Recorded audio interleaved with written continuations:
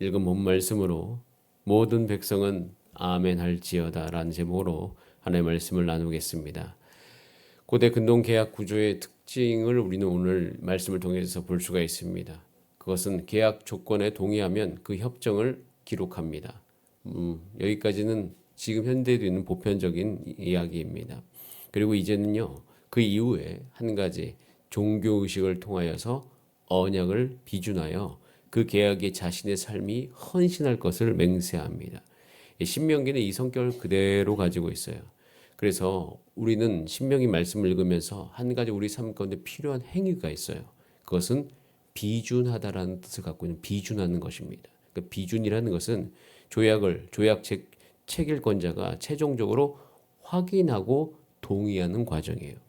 우리는 성경을 확인하고 동의한다고 접근하지 않습니다. 그냥 우리가 받아들인다고 생각하죠.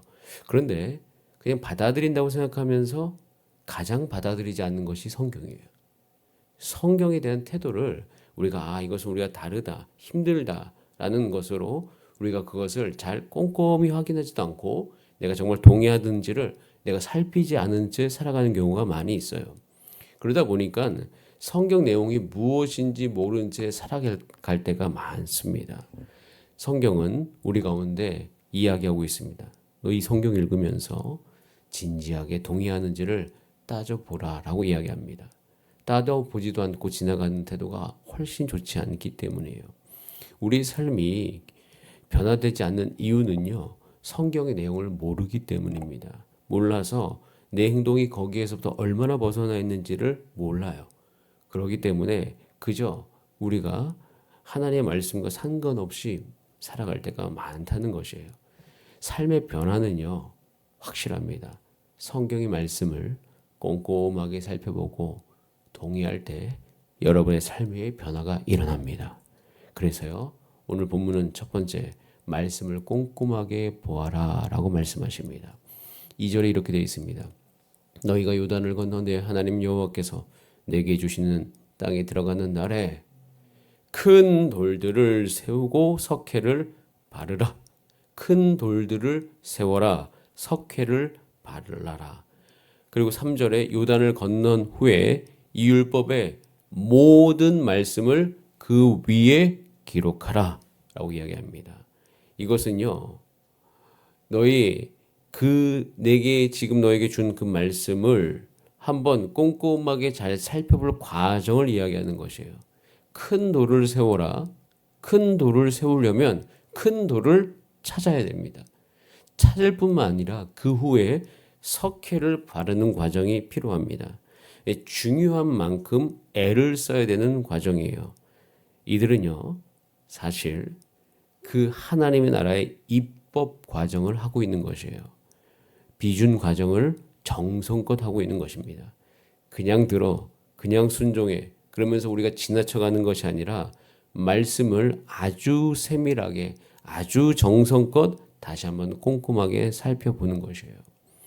그래서 율법의 모든 말씀을 거기에 기록함으로 말미암아 그 과정을 온 백성이 다 함께 하고 있는 것이에요. 여러분, 우리가 교회를 세우는 과정, 목회의 과정, 여러분의 신앙생활하는 과정도 같습니다. 여러분의 삶에서 말씀을 확실하게 진열하고 확실하게 가르치고 확실하게 응답하시기를 바랍니다. 교회도 마찬가지예요. 교회도 말씀을 확실하게 보여줘야 되고요. 확실하게 가르쳐야 돼요. 정성껏 보여주고 정성껏 가르쳐야 돼요. 그래서 그 말씀에 응답을 할 수 있도록 기회를 주어야 되는 것입니다. 그렇게 꼼꼼하게 모든 사람이 율법을 기록해 갈 때 말씀의 특징을 알 수가 있어요. 꼼꼼하게 준비할 때 그리고 말씀에 대한 태도가 바뀌게 되어져요. 말씀이 무엇인지를 알아갈 수 있습니다. 그 과정을 통해서 하나님의 말씀은 영원하다. 하나님의 말씀은 영원한 줄 알게 됩니다. 그 돌을 찾고 세우고 석회를 바르고 거기에다 글자를 쓰지 않습니까? 그 글자를 쓸 때 어떻게 돌에 새기는 거 아니에요. 쉽게 사라지지 않는다는 것을 우리가 알게 되어집니다. 하나님의 말씀은 쉽게 사라지는 말씀이 아니에요. 역사 속에서 그 능력이 나타났습니다. 여러분, 지금도 살아있고 항상 있는 하나의 말씀, 그 말씀이 우리의 삶 가운데 영원한 능력으로 함께 있음을 기억하시기를 바랍니다. 그래서 그 말씀을 돌에 기록하라라고 있는 거예요. 그리고 이제 그 말씀을 돌에 기록하다 보면 한 가지 영원한 하나의 말씀에 또 다른 속성이 연결되어지는데 그것은 하나의 말씀이 남아 있어야 된다는 거예요. 하나의 말씀은 남아 있어야 됩니다. 여러분의 삶 속에, 여러분의 생각 속에 말씀이 남아 있어야 됩니다. 가나안 땅에 살 때에 하나님의 말씀이 이스라엘 민족의 육체에 남아 있어야 돼요. 그리고 그 영에 새겨져야 되는 것이에요. 남아 있지 않으면 안 돼요. 그래서 항상 살아있는 하나님의 말씀이 우리 삶 가운데 남아 있도록 하시길 바랍니다. 그래서 이제 암송도 하는 거죠. 암송을 하면 확실하게 남아 있잖아요. 그러니까 읽기도 하면서 읽다 보면 외워지기도 하면서 외워지면서 나의 삶 속에 남아 있는 것이에요. 그렇게 하나님의 말씀이 남아 있도록 하여라. 여러분, 우리 삶 가운데 그 하나님의 말씀이 잘 보이고 잘 남아 있게 되기를 바랍니다. 그런 이후에 두 번째, 자 10절 말씀을 같이 한번 읽어볼까요? 10절 시작. 그런즉 내 하나님 여호와의 말씀을 청종하여 내가 오늘 내게 명령하는 그 명령과 규례를 행할지니라. 이제 확실하게 보이고 나면 선택을 해야 돼요. 행할지 말지 선택해야 됩니다. 그럼 이 과정 안에 우리의 선택이 있음을 기억하시길 바랍니다. 선택하지 않고 그냥 아무 행함도 없어요. 즉 그것은 하나님의 말씀을 그냥 지나쳐가는 것이죠. 여러분, 우리가 잘 알죠? 하나님의 말씀은 행해야 된다는 거. 행하는 믿음이 진짜 믿음인 것입니다. 영혼 없는 몸이 죽은 것 같이 행함이 없는 믿음은 죽은 것이니라. 예, 확실합니다. 우리 삶 가운데 믿음이 필요해요. 여러분, 구분하셔야 됩니다. 제가 이것을 예수 믿고 천국 가는 믿음이 아니라 우리는 이 인생을 살아가야 되는 믿음이 있어요. 살아가는 믿음이 필요합니다. 그래서 하나의 말씀은요, 행함을 갈망하게 돼요. 그래서 오늘 보면 알 수 있습니다. 그 말씀을 단순히 기록하고 읽기만 해서는 안 돼요. 그 말씀을 향해서 우리의 몫이 있는 거예요. 12절, 13절 말씀에 이렇게 기록되어 있습니다. 너희가 요단을 건넌 이후에 시몬과 레위와 유다와 이스라엘과 요셉과 베냐민은 어떻게 해요? 백성을 축복하기 위해 어디에 서라? 그리심산에 서라. 자, 그 다음에 나머지 반, 르우벤, 갓, 아셀, 스불론, 단과 납달리는 어디 서라? 에발산에 서라. 축복의 그리심산, 저주의 에발산, 이 두 산에 다 서서 각자 축복을 선포하고 저주를 선언합니다. 자, 그것을 보면서 우리는 한 가지를 시각적으로 볼 수 있죠. 저와 여러분, 이스라엘 백성도 마찬가지에 두 길이 있다는 거예요. 축복의 길이 있고 저주의 길이 있어요. 두 길이 분명히 보입니다. 어떤 길을 선택하시겠습니까? 여러분, 축복의 길을 선택하시길 바랍니다. 그래서 신명기의 말씀을 읽으면 계속 이 말씀을 정확하게 보여주고 우리가 어떤 선택을 해야 되는지를 보여주는 것이에요. 그래서 우리는 그 선택을 볼 때마다 주님, 이 선택이, 여러분의 선택이 올바르게 될 수 있도록 돕는 하나님 도와달라는 기도를 하시길 바랍니다. 주여, 내가 복의 길을 선택하게 하여 주시옵소서. 시편 1편 1절에 복 있는 사람은 악인의 꾀를 따르지 아니한다고 되어 있어요. 저주의 길을 따라가지 않는다. 죄인들의 길에 서지 않는다. 오만한 자들의 자리에 앉지 않는다. 오히려 하나님의 백성은 여호와의 율법을 즐거워하여 그 율법을 주야로 묵상하는도다. 묵상을 하면 시냇가의 심은 나무가 철을 따라 열매를 맺으며 그 잎사귀가 마르지 아니함 같으니 모든 일이 다 형통하리로다. 이 길이 분명히 있는 것이에요.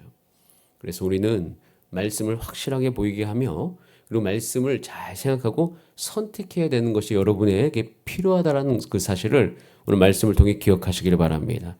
그 다음에 우리가 해야 될 것이 있죠. 자, 15절부터 26절까지는 거의 똑같은 구조로 한 절씩 기록되어 있습니다. 자, 15절 말씀만 대표적으로 함께 읽어봅니다. 시작.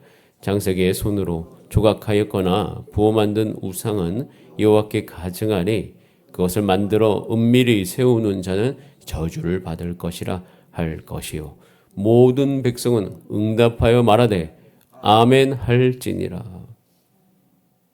15절부터 26절까지의 마지막 부분은 모든 백성은 아멘 할지어다 라고 되어 있습니다. 아멘으로서 너의 삶에 받아들여라. 성경을 읽을 때마다 성경은 우리 가운데 한 가지를 요구합니다. 이 성경을 어떻게 할 것이냐. 저는 성경을 읽다 보면 평생에 이것이 적용하기가 그러니까 적용해도 정말 부족함이 전혀 부족하다 그것이 아니라 너무나도 많은 거죠.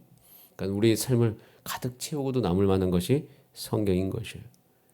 성경을 늘 읽을 때마다 나의 삶 가운데 이 성경의 말씀이 적용되기를 간절히 바라면서 읽고 있습니다. 여러분의 삶에 성경을 적용하기 위해서 읽으시길 바랍니다. 다 적용하지 않는데 어떻게 해요? 괜찮아요. 우리는 원래 다 적용할 수 없습니다. 저는 그래서 그런 생각을 하시는 분들이 가끔씩 대단하다 생각이 들어요. 이것을 다 적용하려고 불가능한 것이죠. 여러분에게 오늘 필요한 말씀을 잘 분별하고 적용하시면 되는 것이에요. 그래서 성경은 적용하기 위해서 읽는 성경입니다. 가끔씩 욕심이 있는 분들은 적용이 안 되는 것 때문에 하루 종일 괴로울 때가 있어요. 물론 그 괴로움도 괜찮아요. 그런데 너무 괴로워서 그 괴로움을 없애려고 이제 말씀을 안 읽겠대요. 이상한 거잖아요. 그러니까 여러분 우리가 잘 분별해서 잘 하나님께서 주시는 그 절제를 가지고 잘 읽어가시기를 바랍니다. 중요한 것은 여러분의 삶이 말씀이 적용되어져 가기를 소원하는 그 삶이 되기를 바랍니다. 그래서 말씀은 적용하는 것이에요. 여러분 우리는 모든 것이 다 은혜입니다. 저는 그 적용하는 과정도 하나님의 은혜다라고 여깁니다. 은혜일 수밖에 없죠. 여러분 예수님의 제자들이 성령 받은 것은 그들의 삶 가운데 간절함 때문이었습니다.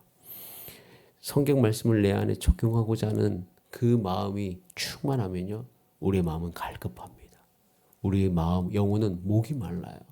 그 목이 마르기 때문에 우리는 하나님 목마른 사슴이 시냇물을 찾아가듯이 그 하나의 말씀을 향하여서 우리가 찾아가게 되어 있는 것이에요.